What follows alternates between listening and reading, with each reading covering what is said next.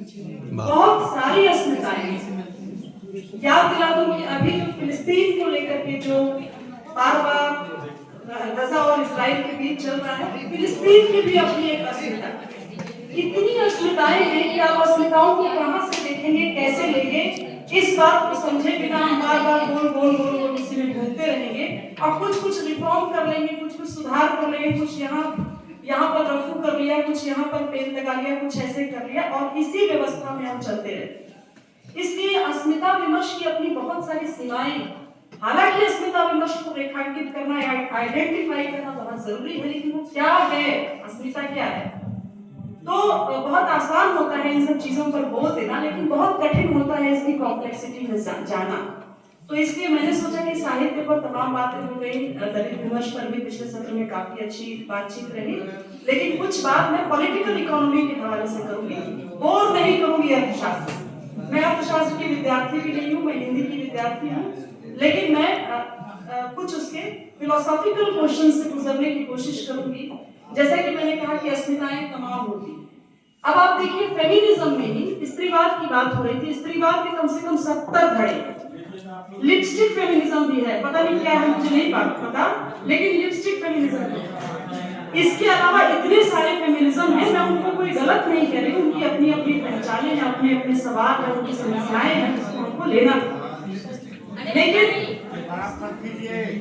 स्त्री अस्मिता की बात हो रही है और दलित अस्मिता के भीतर भी आप देखिए, दलित महिलाओं का आंदोलन हुआ, उसके भीतर भी कई तरह की चीजें आने लगी। तो कहने का मतलब ये है कि इसका कोई अंत नहीं है, आप जितने चाहे धड़े बनाते चलिए। हो सकता है कि किसी के बाल सफेद हो, किसी के काले हो, इसके आधार पर किसी का शोषण होता हो, तो ये भी एक अस्मिता हो जाए। किसी की हाइट किसी तरीके की है, किसी की हाइट किसी तरीके की है, तो इस पर भी एक अस्मिता खड़ी हो सकती है। तो अस्मिताएं बहुत तरह की हैं और अस्मिताएं बहुत चालाक चीज भी है और बहुत संभावना से भरी हुई चीज भी है। अस्मिताओं को स्टेट जो है एप्रोप्रिएट नहीं करता। स्टेट यानी राज्य जिसमें हम रहा करते हैं, वो जानता है कि कौन सा वर्ग उठ करके उससे क्या मांग कर रहा है, तो उसको कौन सी चीज थोड़ी सी दे करके अपने अंदर समेट लेना है। और आप देख रहे हैं कि हमारे स्टेट में, भारतीय गणराज्य में भी तमाम चीजों को ऐसे ही एप्रोप्रिएट करने की प्रवृत्ति, चाहे वो कांग्रेस के शासनकाल में हो, चाहे बीजेपी के शासनकाल में। अभी यूजीसी का जो आया है उसके पीछे भी खेल है, राजनीतिक खेल तो है ही है। रवि भूषण जी बता भी रहे थे, संकेत भी उन्होंने कई तरह से किया। लेकिन एक चीज मैं बता दूं कि जब इस तरह के खेल खेले जाते हैं, तो जब तकनीक और विज्ञान, जिस पर वो खुद भी बोल रहे थे कि विज्ञान दूसरी चीज है, तकनीक दूसरी चीज है, तो विज्ञान और तकनीक हमेशा से शासक वर्ग के हिस्से का उत्पादन का एक साधन होता है। यानी कि ये जो चीज है, ये उत्पादित की जाती है किसी के द्वारा, इसमें लेबर, मजदूर और तमाम तरह की तकनीक और विज्ञान काम करते हैं, तो ये किसके हाथ में है और किसको मिलेगा, ये शासक वर्ग तय करता है।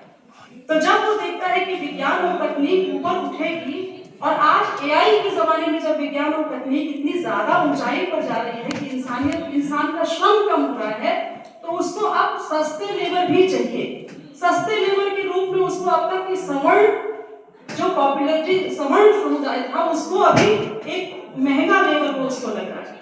जब वो दलित में से एक लेयर को निकाल करके ट्रेन करके ऊपर ले जाएगा, तो जो एक सवर्ण लेबर होगा, इंजीनियर होगा, जो 1.5 लाख में काम करेगा कॉर्पोरेट में, ये 1 लाख में काम करने को रेडी होंगे। महिलाएं भी इसी तरह सस्ता लेबर होती हैं, इसी तरह दलित भी सस्ता लेबर होगा और राज्य इसी बहाने कई काम कर लेगा। एक काम ये करेगा कि वोटिंग के लिए उनको वोट बैंक के रूप में भी तैयार करेगा, राज्य में दलितों के एक लेयर को एप्रोप्रिएट भी करेगा, दूसरी तरफ चीप लेबर को भी वो अपने यहाँ कॉर्पोरेट की जगह देगा और आपको फायर कर देगा। वो धीरे धीरे उतने ही सीमित स्किल्ड लोगों को लेगा। जैसे जैसे मशीन और तकनीक बढ़ेगी, स्किल्ड लेबर की जरूरत ज्यादा होगी और जो अनस्किल्ड होंगे वो पीछे चले जाएंगे।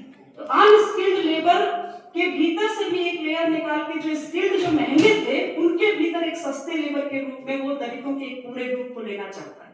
अब इस पर मेरे पूरा अध्ययन नहीं, लेकिन मैं ये जानती हूँ इस बात को ये राज्य किया करता है, इसका इतिहास पूरी तरह से पहले भी हम लोग पढ़ चुके हैं, पढ़ते रहते हैं। इसी तरह अस्मिता की बात जब होगी, तो महिलाओं को और पुरुषों को कैसे देखा जाएगा? क्या इस आधार पर देखा जाएगा कि इतने सारे ऐतिहासिक रूप से शोषण हुए हैं? बिल्कुल, इतनी घटनाएं हैं कि हम घटनाएं गिनाते रह जाएंगे। मैं उसको असंवेदनशील ढंग से नहीं कहना चाहती। इतनी घटनाएं हैं जो रोज हमें इतना डिस्टर्ब करती हैं कि हमारा सोना और सोचना मुश्किल हो चुका है। आप देख रहे हैं कि इसी जगह पर निवेदिता जी बैठी हुई हैं। अभी जो शंभू गर्ल्स हॉस्टल में जो हुआ, उसके तमाम जगहों से राजनीतिक रूप से जुड़े हुए हैं, जिसमें वो शामिल रहे, उसके लिए जुलूस वगैरह और बाकी चीजें आप लोगों ने की।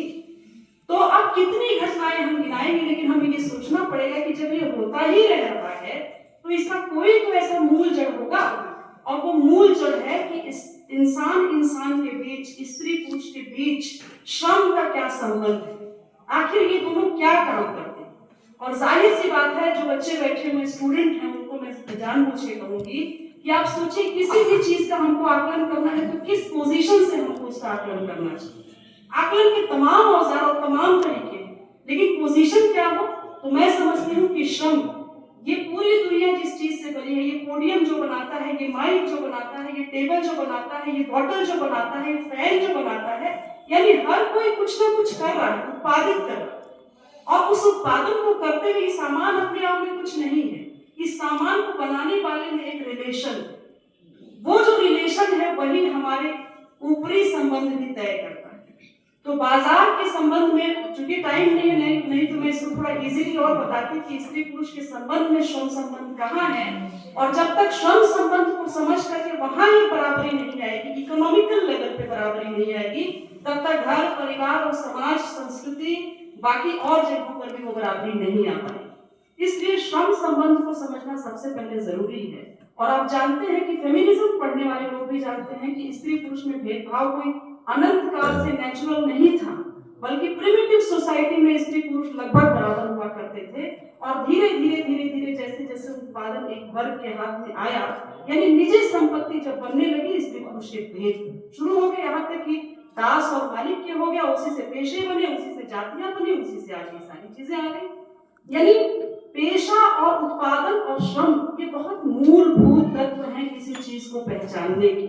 और अगर हम इसको ठीक से नहीं पढ़ेंगे तो हमारे पास अनंत कथाएं तो होंगी, लेकिन कभी भी शासक वर्ग, राज्य नहीं चाहेगा कि आप उस मूल तत्व को पहचान करके उसके खिलाफ कोई लड़ाई तैयार कर सके।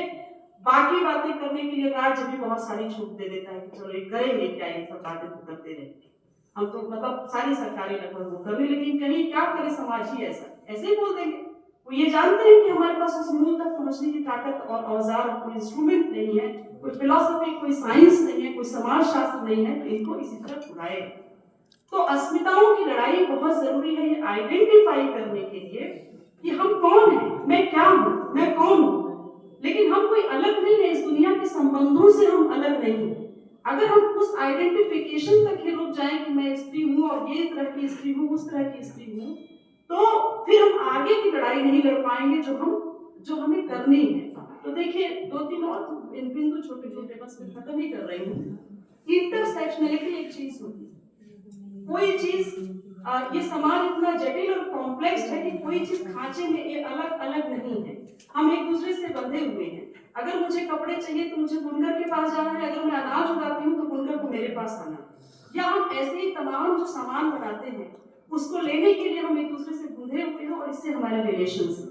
तो इसी आधार पर जब इंटरसेक्शनल ये होता है, मान लीजिए मैं आपसे कहती हूँ कि मैं एक स्त्री भी हूँ, और मैं एक दलित भी हूँ, और मैं एक मजदूर भी हूँ।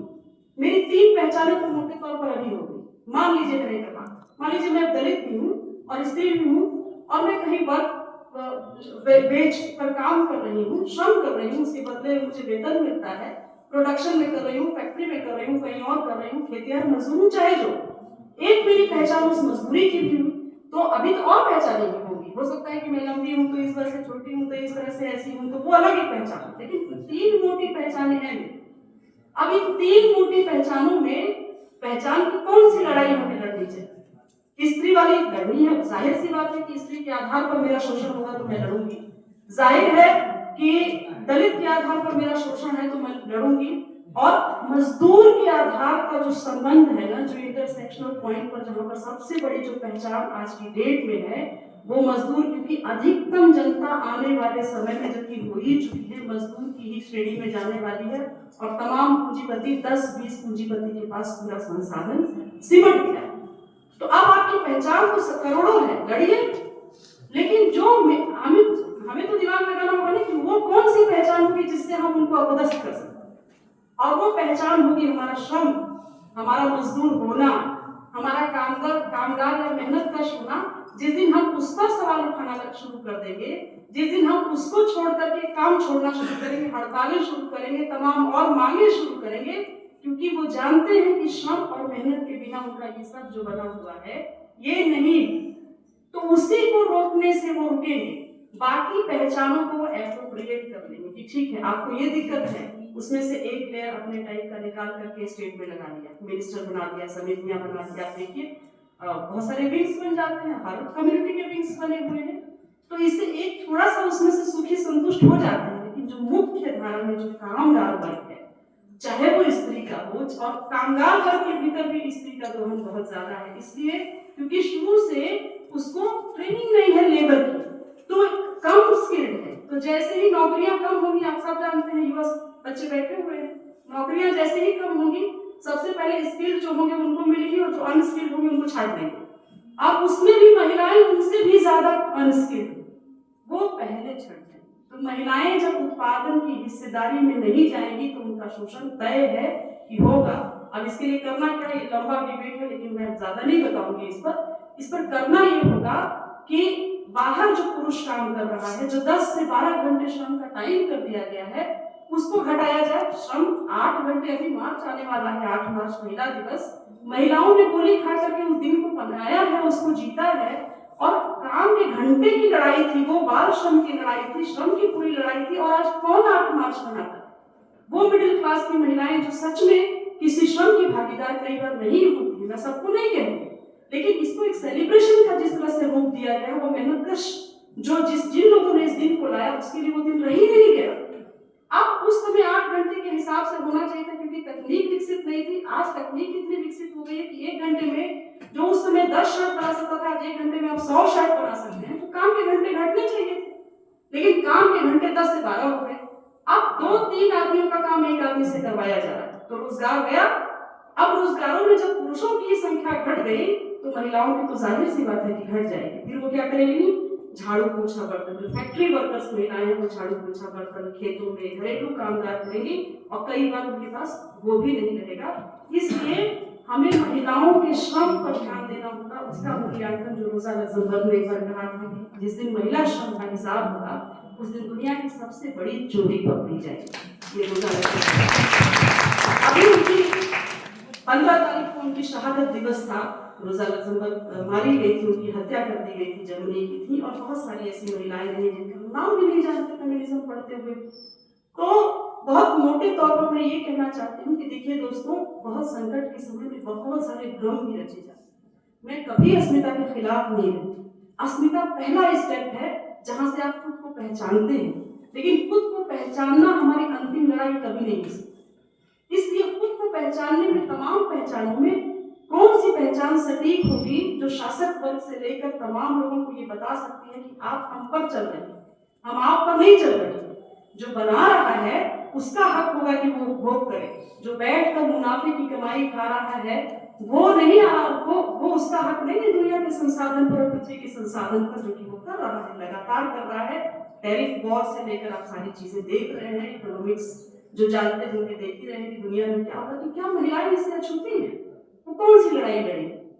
सबसे ज्यादा उनके लिए जरूरी है कि अनस्किल्ड होकर के छांटी जाएंगी, और इसके बाद देह व्यापार से लेकर, घरेलू से लेकर तमाम चीजों में ढकेली जाएंगी, संसाधन बनाई जाएंगी। इसलिए जो काम पुरुष 12 घंटे में कर रहे हैं, हमारी लड़ाई होगी कि काम के घंटे कम करिए, और वो जो काम के घंटे समय पुरुष का बचेगा वो घर में काम करे। इसी तरह स्त्री जो है वो घर में कई काम ना करे, बाहर के करे, और बाहर का काम करने के लिए उसके घर के काम के घंटे घटाए जाए। समझ रहे हैं?